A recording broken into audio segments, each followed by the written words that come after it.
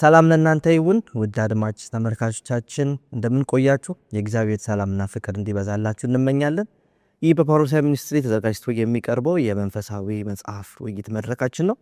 በባለፈው በክፍል 1 ፕሮግራማችን ላይ የክርስቶስ ምሳሌ ትምህርቶች መጽሐፍ እንደጀመርን ግልጽ ነው።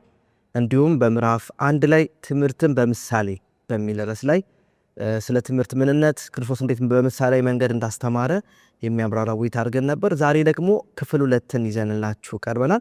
በዛሬው ክፍል ላይ በምዕራፍ 2 ላይ ዘርም ሊዘራ ወጣ የሚለውን ሐሳብ እንወያያለን ማለት ነው። እንግዲህ ለዛሬ ለውይይት የመጡትን እንግዶችን ለማስተዋወቅ ፈልጋለሁ። በስተቀኝ በኩል ወንድም ኃይል ይባላል። እንኳን ደህና መጣ ለማለት ወዳለሁ። በስተግራ በኩል ደግሞ ወቴ ቁጥቤ ትገኛለች። እንኳን ደህና መጣሽ፣ እግዚአብሔር አብዝቶ ይባርክሽ ለማለት ወዳለሁ። እንግዲህ ወደ ውይይታችን እንገባለን። ከዛ በፊት ግን እግዚአብሔር እንዲያስተምረን እንዲቀድም ጸሎት በማድረግ እንጀምራለን። እንጸልያለን። የሰማይ አባት እግዚአብሔር ሆይ እጅግ አድርገን እናመሰግናለን።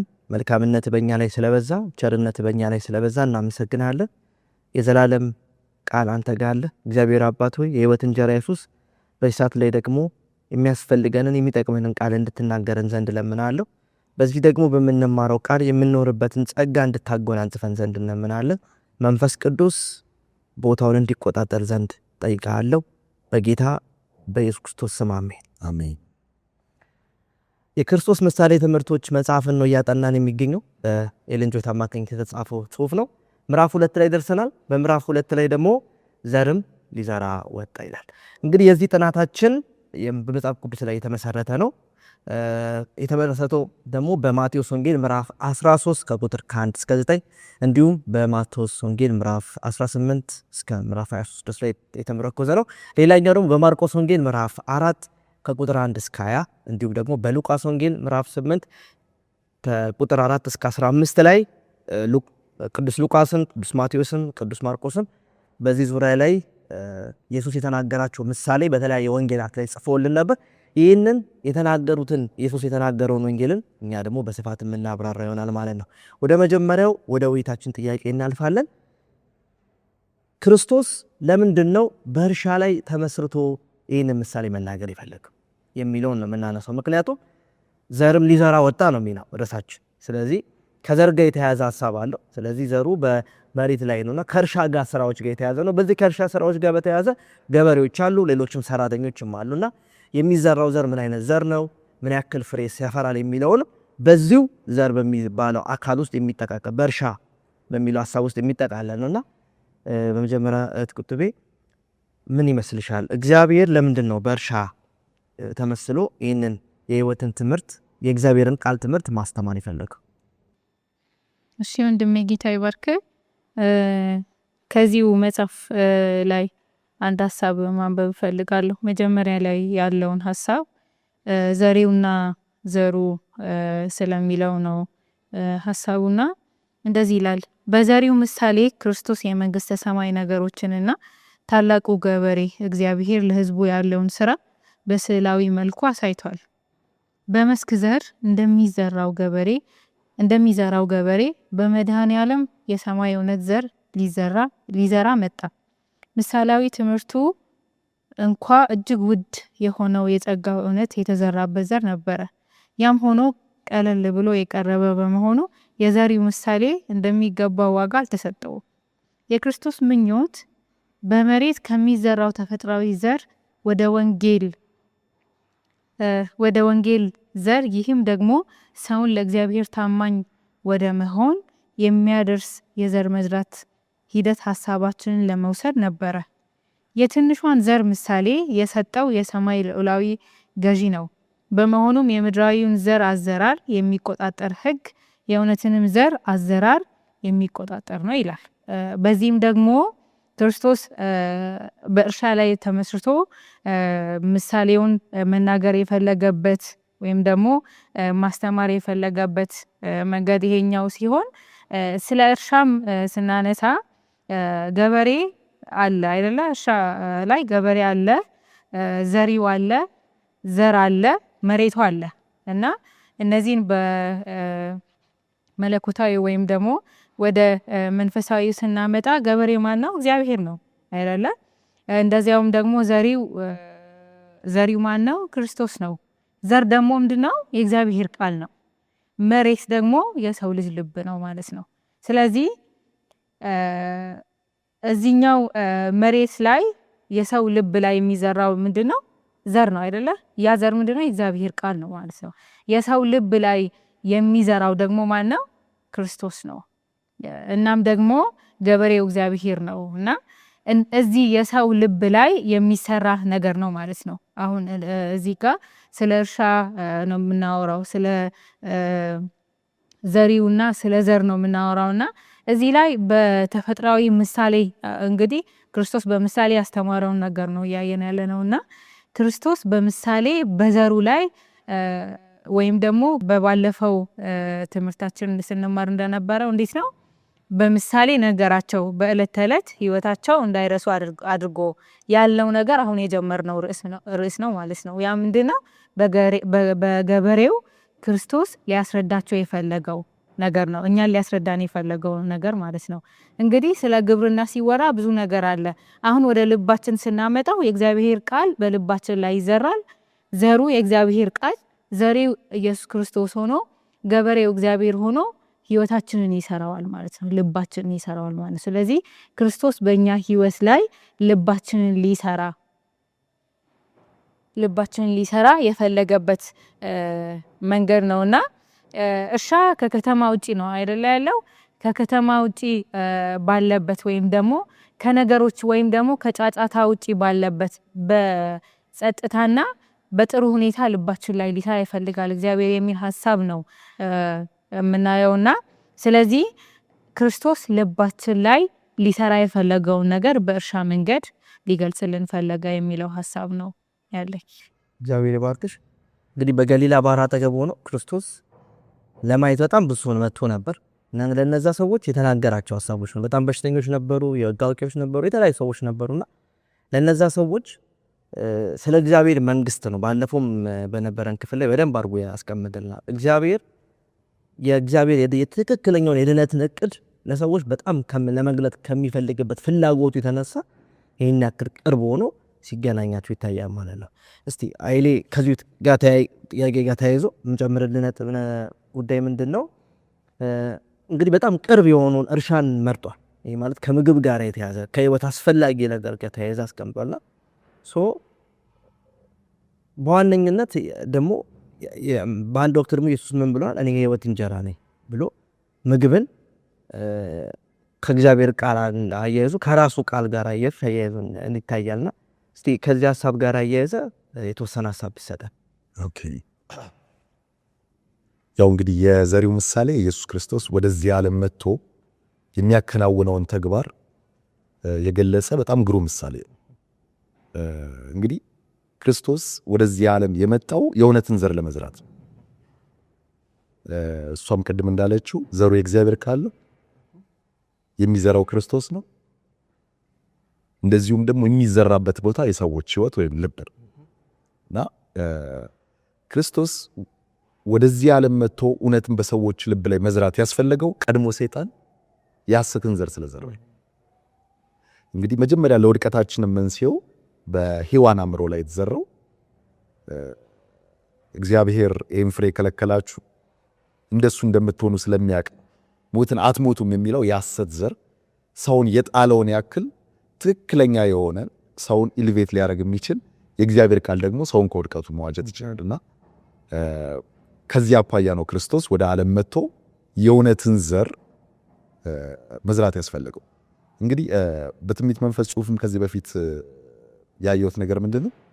ጨለማን ማስወገድ ከተፈለገ ብርሃንን መተካት፣ ስህተትን መጋፈጥ ካስፈለገ እውነትን ማምጣት። ስለዚህ ክርስቶስ የሰይጣንን ሐሰቶች በማስተባበል ሳይሆን ስራውን የጀመረው ለሰው ህይወት መሆን የሚችለውን የእግዚአብሔርን ቃል በማቅረብ እንደምታስታውሱት ዮሐንስ 6 ላይ ይህ የምትሰሙት ቃል ህይወትም መንፈስም ነው እና ሰውን ከስተት ወደ እውነት፣ ከጨለማ ወደ ብርሃን፣ ከዓለማዊነት ወደ መንፈሳዊነት ሊያሳድግ የሚችለው የእግዚአብሔር ቃል መሆኑን ያውቅ ነበር። ስለዚህ የእግዚአብሔርን ቃል በእያንዳንዱ ሰው ልብ ውስጥ መዝራት እንዳለበት አውቆ ያንን ተግባር ነበር ምድር ላይ ሲያደርግ የነበረው። ያው በእርግጥ ከማስተማር ይልቅ ምድር ላይ አብዛኛውን ጊዜ የወሰደው በመፈወስ እንደሆነ ይታወቃል። ይሁን እንጂ ባገኘው አጋጣሚ ሁሉ እውነትን በሰው ልብ ላይ የመዝራትና የማተምን ስራ ሲሰራ ነበር። እዚሁ ጽሁፍ ላይ በጣም የወደድኩት አንድ ሐሳብ አለ። በእርግጥ ሁሉም የሚወደድ ነው፣ ግን በተሻለ ሁኔታ ሐሳቤን ይገልጽልኛል ብዬ የማስበውን አንድ ነገር ማንበብ እፈልጋለሁ። የእግዚአብሔር ቃል ዘር ነው። ገጽ 16 ላይ እያንዳንዱ ዘር ደግሞ በውስጡ የመብቀል ሕግ አለው። የአንድ ተክል ሕይወት በዚያ ውስጥ ተጠቅልሎ ተቀምጧል። በዘሩ ውስጥ የተክሉ ሕይወት ተጠቅልሎ ተቀምጧል እና ስለዚህ በእግዚአብሔር ቃል ውስጥ ሕይወት አለ። ክርስቶስ ሲናገር እንዲህ ይላል፣ እኔ የነገርኳችሁ ቃል መንፈስም ነው ሕይወትም ነው። ቃሌን የሚሰማ የላከኝንም የሚያምን የዘላለም ሕይወት አለ። ዮሐንስ 5:24 ላይ ማለት ነው። በእያንዳንዱ ትእዛዝና በእያንዳንዱ የእግዚአብሔር ቃል ተስፋ ውስጥ ኃይል አለ። የራሱ የእግዚአብሔር ሕይወት አለ። ይህም ትእዛዛቱ ተፈጻሚ እንዲሆን የሚያደርግና ተስፋውን እውን የሚያደርግ ኃይል። በእምነት ቃሉን የሚቀበል ሁሉ የራሱን የእግዚአብሔርን ሕይወትና ባህሪ ይቀበላል። ስለዚህ እግዚአብሔርን ለመምሰል ወደ እግዚአብሔር ሙላት ለማደግ ቃሉ አይነተኛ አስተዋጽኦ አለው። የእግዚአብሔር ቃል የእግዚአብሔርን ሕይወት የያዘ ስለሆነ ቃሉን በእምነት ስንቀበለው የእግዚአብሔር ሕይወትና የእግዚአብሔር ኃይል በሕይወታችን ይገለጻል ማለት ነው። ስለዚህ ክርስቶስ ሊዘራ የመጣው እጅግ በጣም ወሳኝ የሆነው ለሰው ሕይወትም መንፈስም ሆኖ ሰውን ማደስ የሚችለውን የእግዚአብሔርን ቃል። ጥሩ ሐሳብ። እንግዲህ በዮሐንስ ወንጌል ምዕራፍ 1 ላይ በመጀመሪያ ቃልም ነበር፣ ቃልም በእግዚአብሔር ዘንድ ነበር ይላልና ይህ ቃል ሰዎች እንዲያውቁ ዘንድ ራሱ ሥጋ ሆኖ መካከላችን አደረ ብሎ ያስቀምጣልና የእግዚአብሔር ቃል ምን ያክል ፓወር እንዳለው እንመለከታለን። እንግዲህ ገበሬው ራሱ እግዚአብሔር ነው፣ ዘሩ የእግዚአብሔር ቃል ነው፣ መሬቱ ደግሞ እኛ የሰዎች ልብ እንደሆነ ይታያል። እንግዲህ የዘራባቸው 4 ቦታዎች አሉት መጽሐፍ ቅዱሳችን ላይም በሉቃስም በማቴዎስ ላይም እንዲሁም በማርቆስ ላይም ስናነብ 4 ዘሮች ቦታዎች አሉ። የመጀመሪያው በመንገድ ዳር የነበረ ዘር ነው። ሁለተኛው ደግሞ በጭንጫ ላይ የተዘራ ዘር ነው። ሶስተኛው ደግሞ በእሾ ላይ የተዘራ ነው።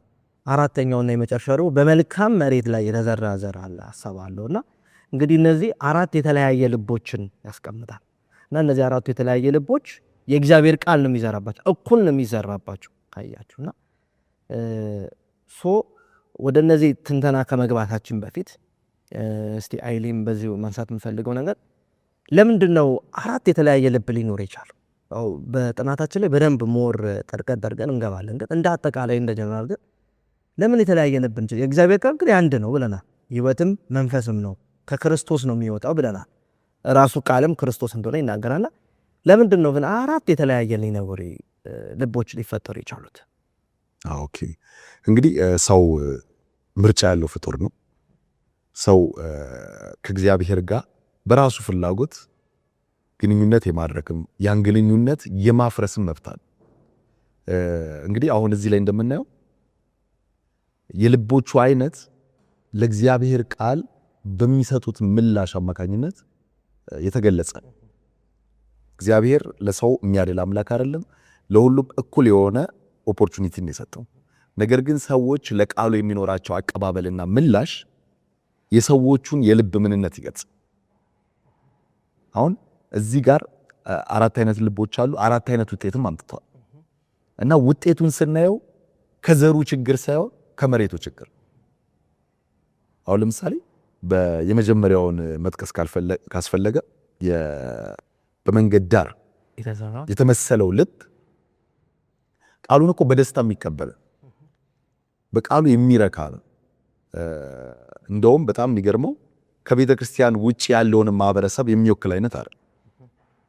ኦልሞስት የክርስቶስን ቃል መስማት የሚያስደስተውን ምእመን የሚወክል ነገር ግን እሱ ብቻውን በቂ እንዳልሆነና ቃሉን በመቀበላችን ረገድ ልዩ የሆነ ጥንቃቄ ማድረግ እንዳለብን በእጅጉ ያመክራል። አሁን ለምሳሌ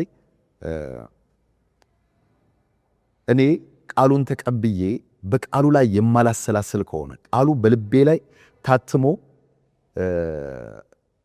የምኖርበትን ኃይል እንዲሰጠኝ ወይንም ደግሞ ሕይወት እንዲሆንልኝ እማልጸልይ ከሆነ ሰይጣን ወዲያውኑ መጥቶ ቃሉን ከኔ የመንጠቅ መብት ይኖረዋል ማለት ነው።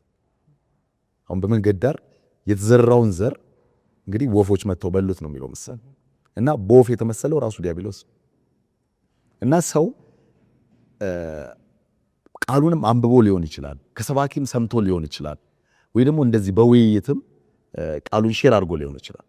ነገር ግን ያ ቃል በእምነት ከልቡ ጋር እንዲዋሃድ የማይጸልይ ከሆነ ጥንቃቄ የማያደርግ ከሆነ ቃሉን ቀለል አድርጎ አይቶት ቶሎ ብሎ ቃሉን ረስቶ ወደ ተግባሩ ለመግባት የሚቸኩል ከሆነ ዝም ብሎ ቃሉን ብቻ መስማት ብቻ የሚያስደስተው ከሆነ ሰይጣን በልቡ ላይ የተዘራውን የእግዚአብሔርን ቃል ለቅሞ ወስዷል። ስለዚህ የማያፈራ ይሆናል ማለት ነው እና በሌሎችም ያው በኋላ ላይ እናወራበታለን። ነገር ግን ሰዎች ለቃሉ የሚሰጡትን ግብረ መልስ ነው እነዚህ አራቱ የመሬት አይነቶች እንደ ምሳሌ ሆነው የቀረቡት ማለት በሐሳብ። ስለዚህ አራት አይነት ቦታ ተዘርቷል። አራት አይነት የተለያየ ውጤት ነው የመጣው። ስለዚህ ከኃጢአት ጋር ያለው ትግልንም የሚያስቀምጥ ሐሳብ አለው ማለት ነው። ወደ ቀጣዩ ክፍል እንሂድ።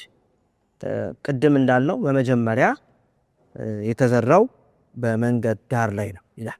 የመጀመሪያው ዘር የተዘራውና በመንገድ ዳር የተዘራው ዘር ጥሩ ነው መዘራቱ፣ ችግር አልነበረበትም። ነገር ግን ከቃሉ እንኳን ስንነሳ መንገድ ዳር ነው እና መንገድ ዳር ከሆነ ምንድነው ሰዎች ብዙ ጊዜ የሚተላለፉበት ቦታ ማለት ነው እና ወፎች መጥተው በሉት ይላል።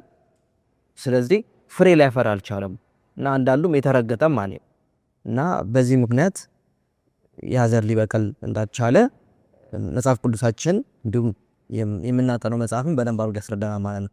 ሰው ለቁጥብ የመጀመሪያ ማነሳው ምንድነው ይህ ልብ ምን አይነት ማንነት ያለው ልብ ነው እና በዘሩ እድገት ላይ ማለት ተዘርቷል፣ ግን እንዳያድግ ነው እንቅፋት እየሆነ ያለው። ኦሬዲ ተዘርቷል፣ ሁሉ መሬት ላይ ነው ያለው፣ ግን እንዳያድግ ግን ተጽዕኖና ውጤት ምን ይመስላል የሚል ምክንያቱም አሁን እያወራን ያለ ነው አድማጭ ተመልካቾቻችን ስለ ምግብ ስላለው እርሻም ስለ መንፈሳዊ እርሻም ስለ እግዚአብሔር ቃል ጥናት ነውና ምን አይነት ማንነት አለው በመንገድ ዳር የተዘራው ዘር?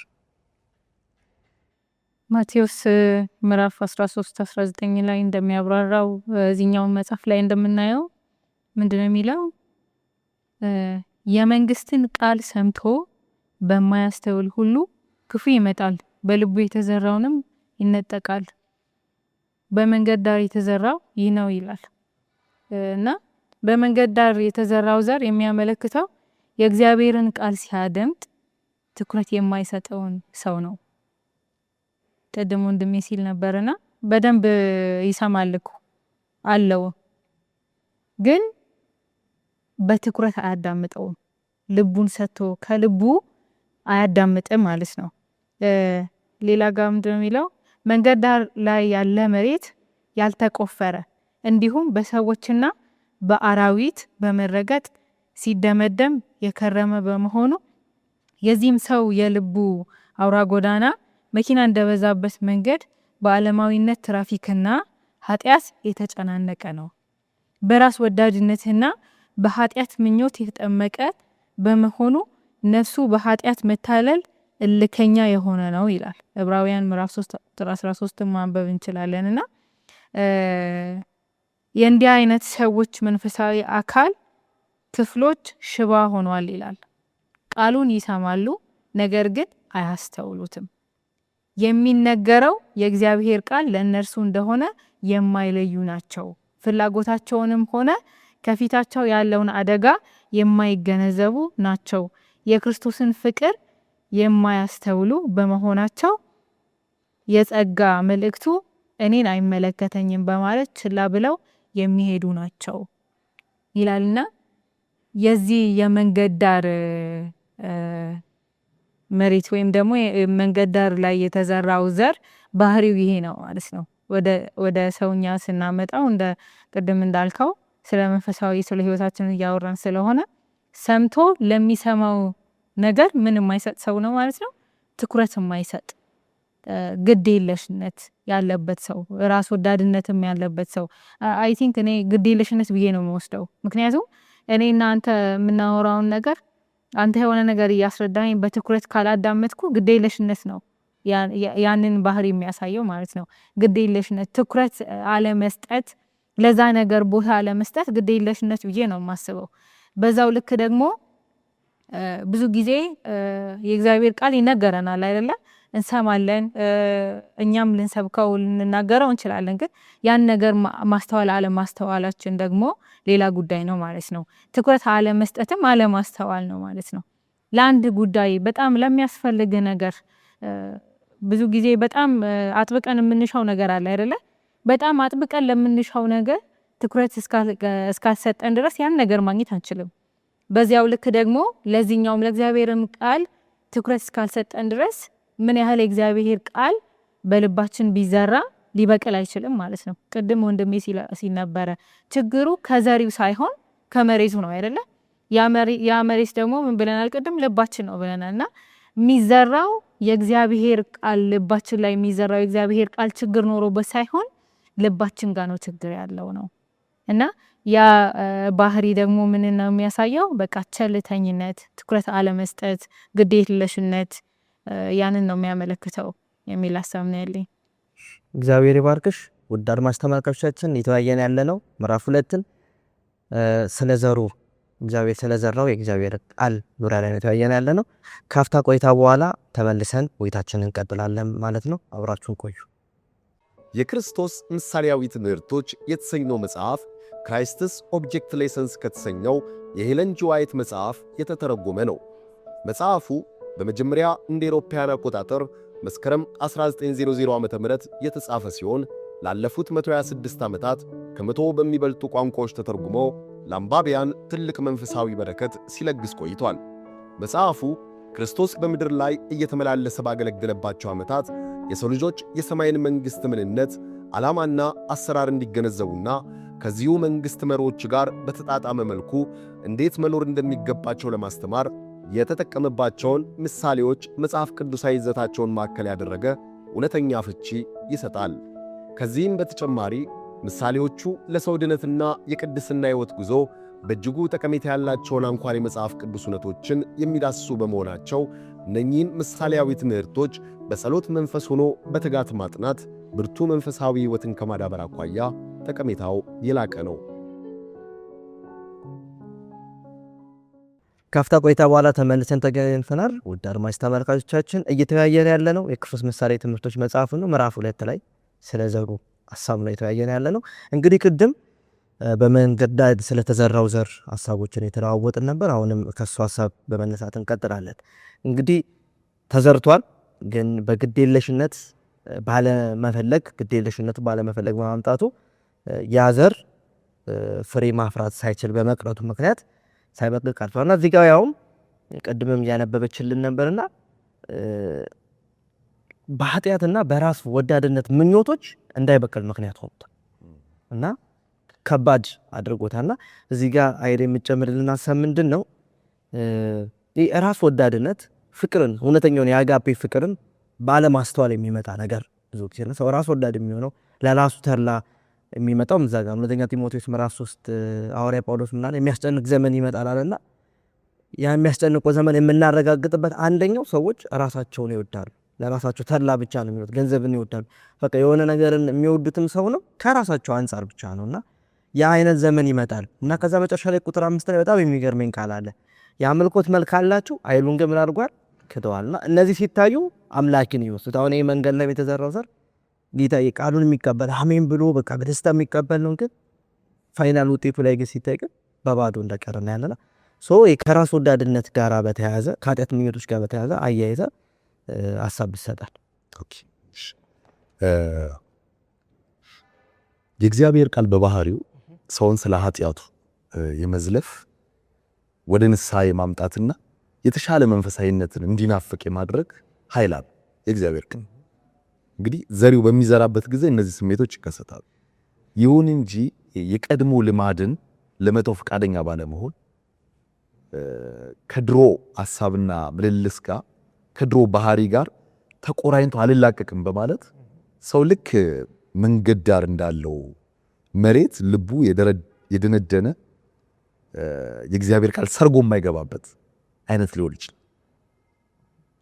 እና በራስ ወዳድነትና በኃጢአት ምኞት የተጠመቀ በመሆኑ ነፍሱ በኃጢአት መታለል እልከኛ የሆነ ነው።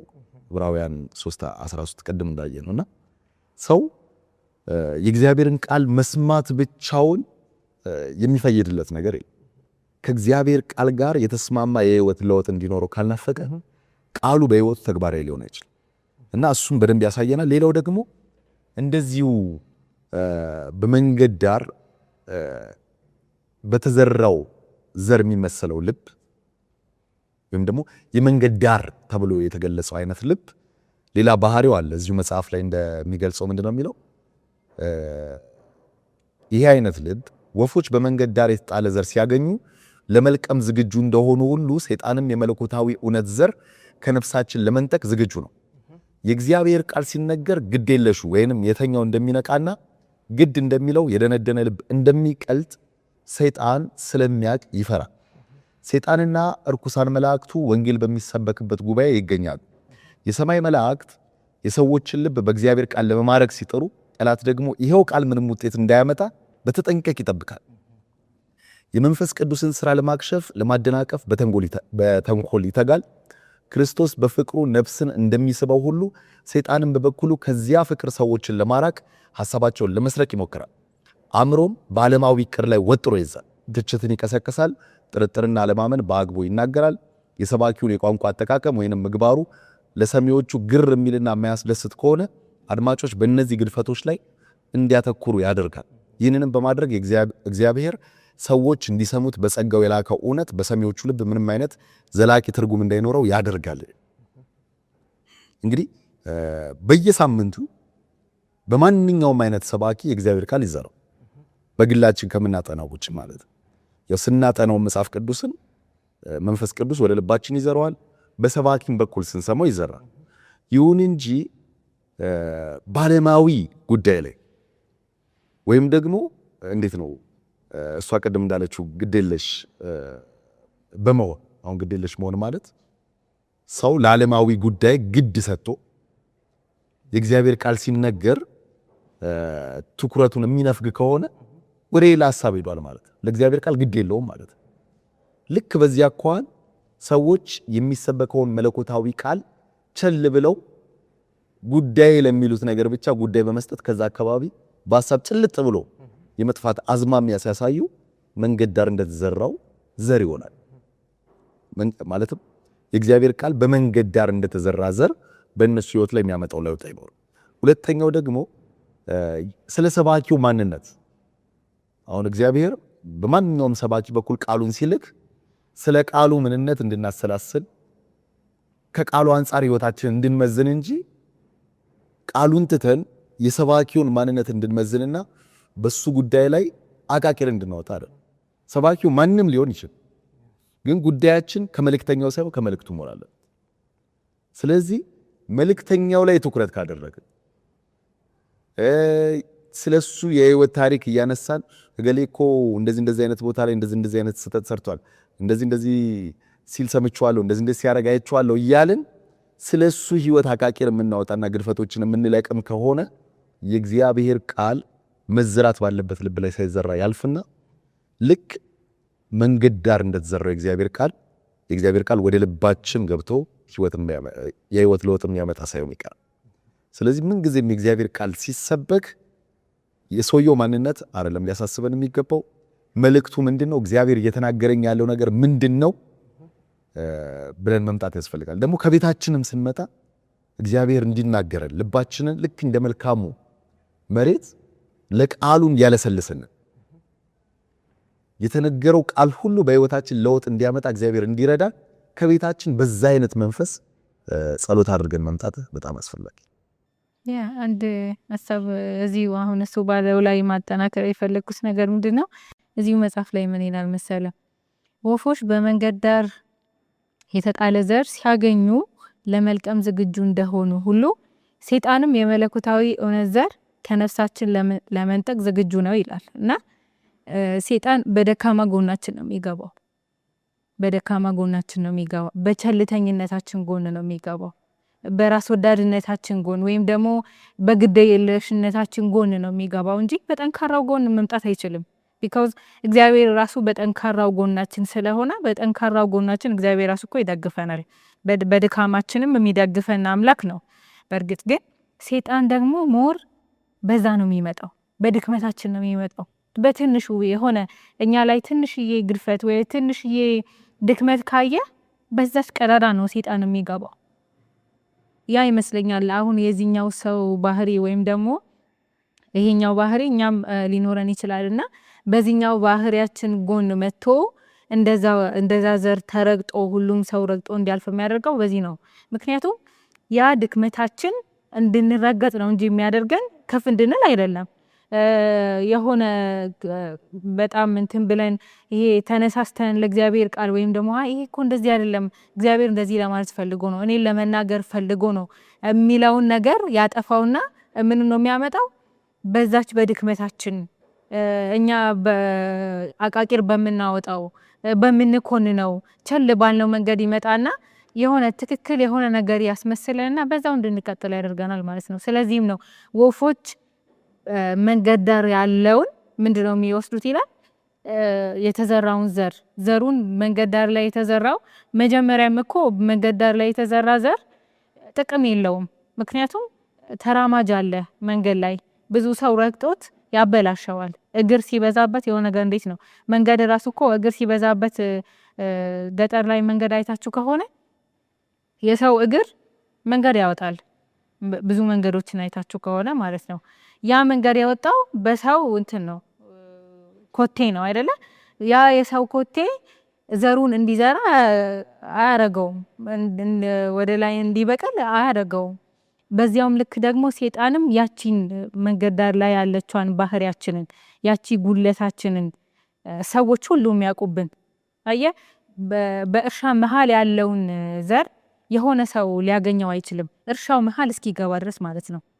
ሰይጣንም እንደዛው ሰዎችም ቢሆኑ ድክመታችን ያቺ ትንሿ ድክመታችን ነው ብዙ ሰው የሚያየው እንጂ ጠንካራ ጎናችንን ብዙ ሰዎች ላያዩ ይችላሉ። ስለዚህ በዛች ግድፈታችን በዛች ትንሿ በማትሆን ጸባያችን ሰይጣንም ሰዎችም እኛን ይኮንኑንና እንዳናድግ ወይም ደግሞ ከዛ ቦታ እንዳንነሳ በመንፈሳዊ ህይወታችን እንዳናድግ ያደርጉናልና ያ ትንሿ ግድፈታችን ያቺ ብትጠፋ ወይም ደግሞ በክርስቶስ ጸጋ ስትሸፈን ነው ያ ነገር መሆን የሚችለውና ለዛ መንገድ ዳር ከመውደቅ ወይም ደግሞ ከመረገጥ እግዚአብሔር ያትርፈን ነው እኔ የምለው። እንግዲህ እንደሚያጓራ አንበሳ በዙሪያችሁ ይዞራል ባላገራችሁ ዲያብሎስ ይላል። ሊቀማ ቃሉን እንዳይበቅል የሚያደርግ ነው። ምን ተረዳው? ቃሉን መስማት ቀላል ነው። ቤተክርስቲያን ሄዶ ቃል መስማት አሁን ዘመኑ በጣም ተሻሽሏል። በስልካችን ላይ በተለያዩ አማራጮች ማህበራዊ ድረገጾች አማራጮች ቃሉን ይሰማል። ቃሉ ግን ብዙ ጊዜ ፍሬ ማፍራት የማይችለው ሰይጣን ወፍን ልኮ በወፍ የተመሰለው እንደሚበላው እና ብዙ ጊዜ እንደሚረገጥ አይተም። የእናንተስ ልብ ምን ይሁን እንግዲህ? ምክንያቱም ይህ ትምህርት ለእኔም እዚህም ላለን ሁላችንም ነውና እንዲህ እንዳንሆን እግዚአብሔር እየመከረናት ጠላት መጥቶ እንዳይወስድብን እንዳይረገጥ ፍሬ እንዲያፈራ እግዚአብሔር ይፈልጋልና ቃሉ ምንም ችግር እንደሌለበት እያየን ያለ ነው። እንግዲህ እግዚአብሔር ይርዳል። ወደ ቀጣይ ስንሄድ ቅድም እንዳልነው በመንገድ ዳር ነው። ወንድሙ ቀጣይ አለት ላይ ስለወደቀው ሐሳብ ነው የምናየውና አለት ላይ ወደቀው ምንድን ነው የሚለው መጽሐፍ ቅዱሳችን ላይ ሲናገር በጭንጫ ላይ ዘሩን ከዘራ በኋላ ጥልቅ መሬት ስላልነበረው ወዲያውኑ በቀለ። ፀሐይም በወጣ ጊዜ ግን ምን አደረገ? ጠወለገ። ስርም ስላልነበረው ደረቀ የሚል ሐሳብ አለና ከዛም በኋላ ይሄም በተመሳሳይ ሁኔታ እንደ መንገድ ዳሩ መብቀል ያልቻለበት ቦታ አይሌ የምታነሳው ሐሳብ ምንድነው? ይህ በጭንጫ ላይ ወይም በአለቱ ላይ የተዘራው ልብ ምን አይነት መገለጫ ነው ብለህ ታስባለህ? ደግሞ ባህሪውስ ምን አይነት ነው ብለህ ታስባለህ? ተጨማሪ ደግሞ ያመጣው ውጤት ከመንፈሳዊ ውድቀት ጋር እንዴት እናያይዘው እንችላለን? በጣም ጥሩ። እንግዲህ በጭንጫ ላይ የተዘራው ሲል ስሩ ድንጋይ እንደሆነ የታወቀ ማለትም ድንጋይ ሆኖ ከላዩ ትንሽ አፈር ያለው ግን እስከ ጥልቅ ድረስ አፈር ያለው ነው። ስር የለው ማለት ስሩ ስር እንዳይሰድ ሊያደርገው የሚችለው አለት ያለበት አይነት ልብ ነው። እንግዲህ ልክ በመንገድ ዳር እንደወደቀው ሁሉ በጭንጫ ላይ የወደቀውም ዘር መጀመሪያ ተቀባይነት አግኝቷል።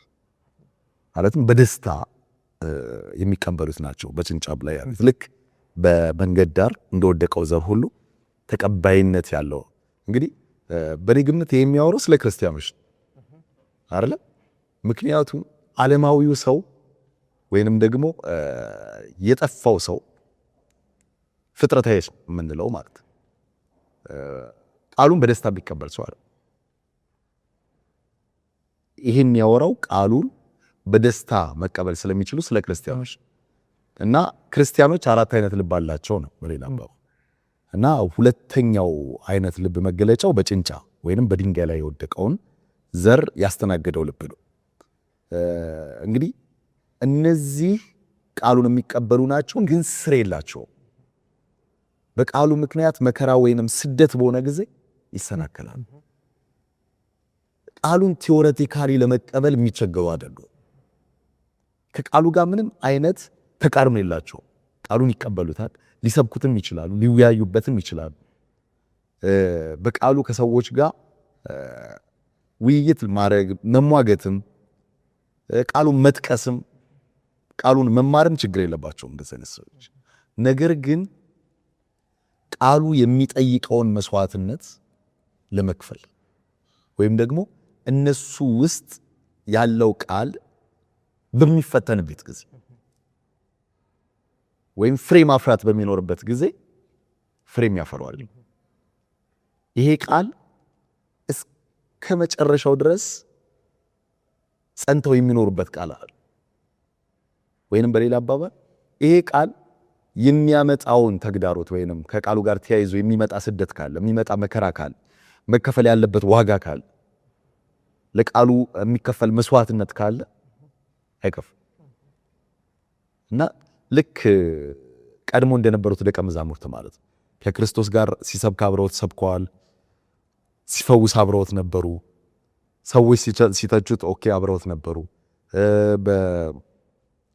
ወደ የደብረ ዘይትን ተራራ እየወረደ ወደ ኢየሩሳሌም ሊገባ ሲል ሆሳና በአርያም ሲባል አብረውት ነበሩ። ነገር ግን ልክ በጌቴሴማኒ ኢየሱስ ሲያዝ ተበተኑ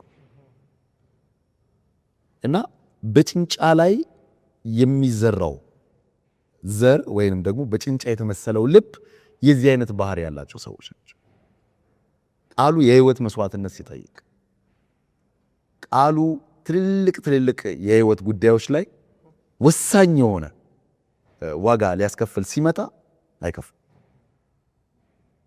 እንግዲህ ራእይ ላይ ክርስቶስ ሲናገር እስከ ሞት ድረስ የታመንኩን የህይወትን አክሊል እሰጥሃለሁ እና እግዚአብሔር ቃል ለማንም ድሎትን ፕሮሚስ አድርጎ አያውቅም። በዓለም ሳላችሁ መከራ አለባችሁ ነው የሚለው። ቃሉን ተከትሎ የሚመጣ ስደት አለ። በሁለተኛ ጢሞቴዎስ ምዕራፍ 3 ቁጥር 12 ላይ በክርስቶስ ኢየሱስ እግዚአብሔርን እየመሰሉ ሊኖሩ የሚወዱ ሁሉ ይሰደዳሉ እና ቃሉ ስደትን አስከትሎ ሲመጣ ልክ እንደ ቃሉ ስደቱንም አይቀበሉት። ለቃሉ እሺ ይላሉ። ቃሉ ይዞትም ለሚመጣው ውጤት ግን ቦታ የላቸውም። ስለዚህ ስደቱ ከሚመጣ ቃሉም ይቅር ብለው ቃሉን አሽቀንጥሮ ይመጣል ነገር አለ ማለት ነው። ስለዚህ በጭንጫ ላይ የተዘራው ስር ያልሰደደ ማለት ህይወትን ሙሉ በሙሉ ያልተቆጣጠረ የእግዚአብሔር ቃል በጭንጫ ላይ የተዘራው ዘር እንዴት ነው ሙሉ በሙሉ ስር ስላልሰደደ ተክሉን ማሳደግ እንዲያብብ እንዲያፈራ ማድረግ እንዳልቻለው ሁሉ ጭንጫ ልብ ያላቸውን ሰዎች ቃሉ ሙሉ በሙሉ መለኮታዊ ኃይሉን ተጠቅመው እነሱን እግዚአብሔር እንደሚፈልገው አይነት እንዲያደርጋቸው አይፈቅዱለትም ማለት ነው። ስለዚህ ራስ አልሞተም በዚህ ማንነት ውስጥ። ሰዎቹ ቃሉን የሚፈልጉት ቃሉ ትርፋማ እስካረጋቸው ድረስ ብቻ ነው። ጉዳት ይዞ ከመጣ አይፈልጉት። ስለዚህ ልባችን ምን ጊዜም ለእግዚአብሔር ቃል ሙሉ በሙሉ የተሰጠ መሆን መቻል አለበት። እንደውም በትንቢት መንፈስ ጽሑፍ ምንድነው የሚለው? የእግዚአብሔር ልጆች ሊሆኑ የሚችሉት ጌታ ሆይ እኔም ሆንኩኝ ያለኝ ነገር ያንተ ነው ብለው ሙሉ በሙሉ ራሳቸውን መስጠት የቻሉ ናቸው እንጂ እግዚአብሔር በአንድ ወቅት የሰጠንን ነገር ድንገት እንደ ኢዮብ በሌላ መልኩ ስንነጠቅ እግዚአብሔር መልሰን ለመሳደብ የምንነሳ ከሆነ በጭንጫው ላይ እንደተዘራው ዘር ነው የምንሆነው። ሌላው ደግሞ እስከ ሞት ድረስ ልንከተለው ቃል የገባንለትን ጌታ ትንሽ ተግዳሮት ሲያጋጥመን መከራ ስደት ሲሆንብን አሁንም ወደኋላ የምናፈገፈግ ከሆነ በጭንጫ ላይ የተዘራውን ዘር ነው የምንመስል። ማቴዎስ ጥሩ ምሳሌ ሰጥቷል። እዚህ ጋር ቀራጭ ነበር። ከቀራጭነቱ ኢየሱስ ተከተለኝ ሲለው ሁሉን ትቶ ነው የተከተለውና ይህ ምሳሌ ሲነገር ለራሱ ለማቴዎስም የተናገረው ነበርና አይ ቲንክ ማቴዎስ ያንን ጉዳይ እንግዲህ ሲጽፈው የተረዳው ይመስለኛል። አሁን የጭንጫው ምንድን ነው? ቶሎ ይሰማሉ። እዚህ ጋር ይናገራል ቶሎ ሁሉን ትተው መድኃኒዓንን መከተላቸው አይደለም ችግራቸው ነው የሚለው። ትልቁ ችግራቸው ምንድን ነው የሚለው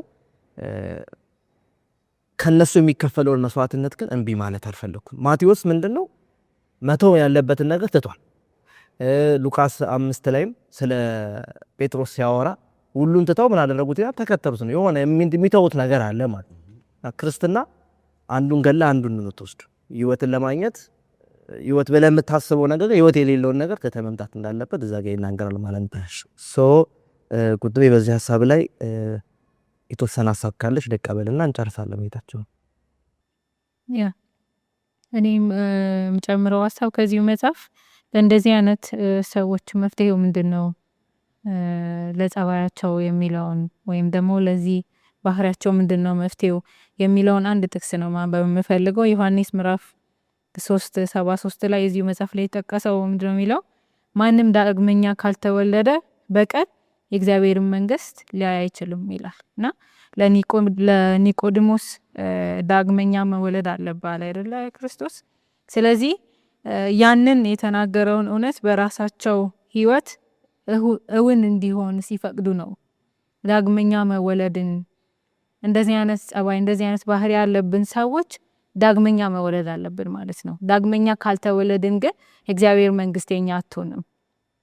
ያ ምንመኛት ያቺ በአጭር ጊዜ ውስጥ በደስታ ቦርቀን የተቀበልናት ቃል ትጠፋብናለች ማለት ነው።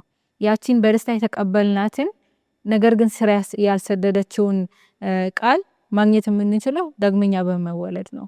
ራስን በመካድ ነው፣ ንስሐ በመግባት ነውና ዳግመኛ መወለድ አለብህ ለኒቆዲሞስ እንዳለው ለኛም ዛሬ ዳግመኛ መወለድ ይኖርብናል የሚል ሐሳብ ነው ያለኝ። እዚህ ላይ ትንሽ መጨመር የምፈልገው ነገር አለ። ወደ ክርስቶስ የሚመራ መንገድ በሚለው መጽሐፍ ላይ ከጦርነቶች ሁሉ የላቀ ጦርነት ከራስ ጋር የሚደረገው ጦርነት ነው። ትልቁም ድል ራስን ማሸነፍ፣